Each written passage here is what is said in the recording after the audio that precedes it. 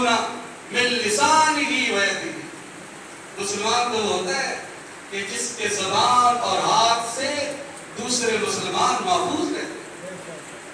مسلمان وہ ہوتا ہے نہ اپنے بھائی کی عزت کو گراتا ہے نہ کسی کو گرانے دیتا ہے۔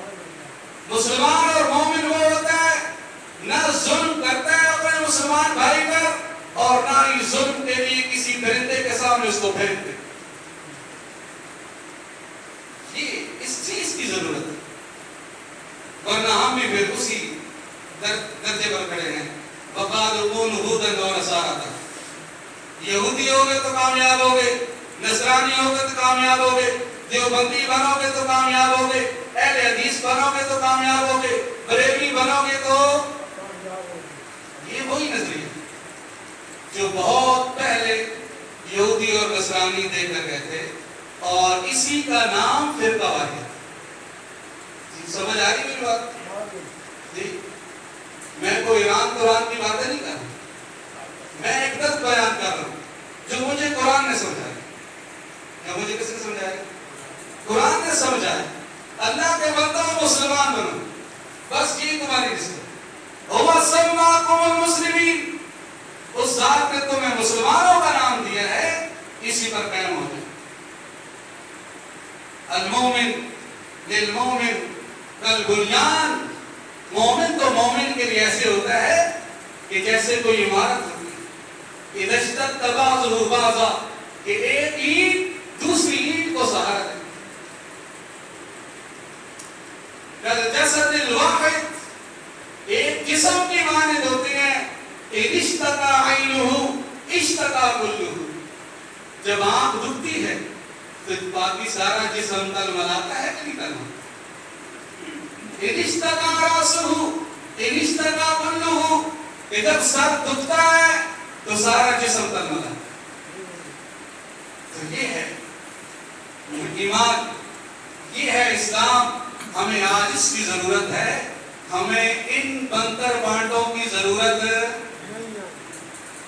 خدا کا کامیابی کا انحصار اسلام میں کیجئے، مسلمان بننے میں کیجئے، اپنی نسبتوں سے سر تھوڑا اوپر اٹھے۔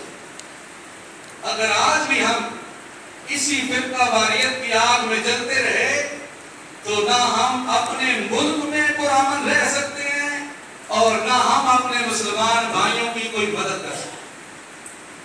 خدا تھوڑا اوپر اٹھے، کیا اٹھیے؟ قل بل ملت ابراہیم حنیفا، ملت ابراہیمی پر آ جائیے، جہاں شرک نہیں ہے، جہاں توحید ہے، کیا ہے؟ جہاں خلت ہے، اللہ سے دوستی ہے، دوستی اس درجے کی ہے کہ محبوب دوست کو وہ جان مانتا ہے نا، تو جان بھی پیش کی جاتی ہے۔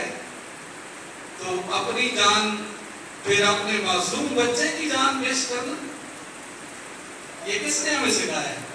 ہمیں یہ ملت ابراہیمی نے سکھایا۔ تو اس ملت پر آئیے، جس طرح کفر ایک ملت ہو چکا ہے تو مسلمانوں کو بھی ایک ملت ہونا۔ کسی گورے کو کالے پر، کسی اجمی کو عربی پر کوئی فضیلت نہیں، الا بالتقوی۔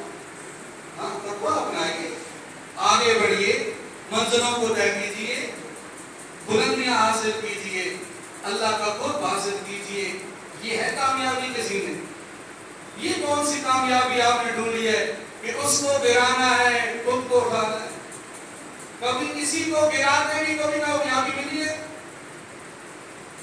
سبھی کو اٹھائیے، اپنے مسلم بھائیوں کی فکر کیجیے، اسلام کی سربلندی کے لیے کام کیجیے۔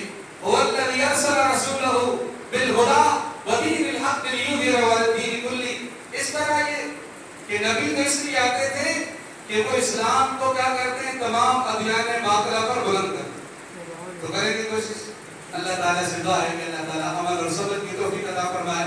جن حضرات نے سنت نہیں پڑھی وہ سنت